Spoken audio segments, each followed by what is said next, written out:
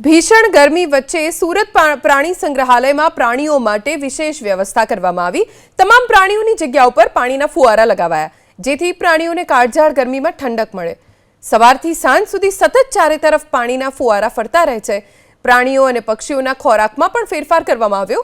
વેકેશનમાં બાળકો અને પરિવાર સાથે ફરવા આવેલા લોકો માટે પ્રાણી સંગ્રહાલય સૌથી ઉત્તમ બન્યું।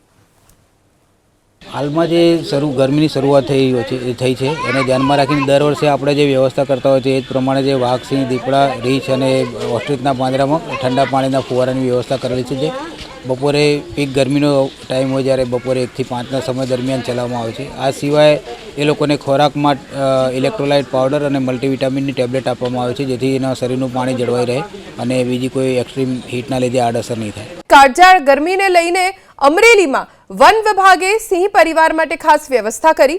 શેત્રુંજી વન વિભાગમાં લીલિયા, રાજુલા, જાફરાબાદ સહિત 4 તાલુકામાં સિંહ પરિવાર માટે 90 પાણીના પોઈન્ટ કાર્યરત કરી દેવામાં આવ્યા।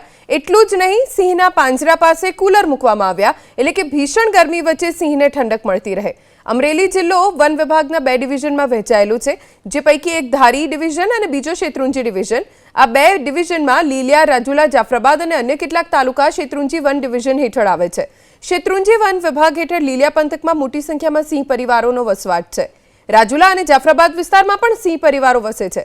આ માટે શેત્રુંજી ડિવિઝને સિંહ માટે પીવાના પાણીના પોઈન્ટ શરૂ કર્યા, જેમાં સૌથી મહત્વનું એ છે કે 52 પોઈન્ટમાં પાણી તો પવનચક્કીથી ભરવામાં આવે છે।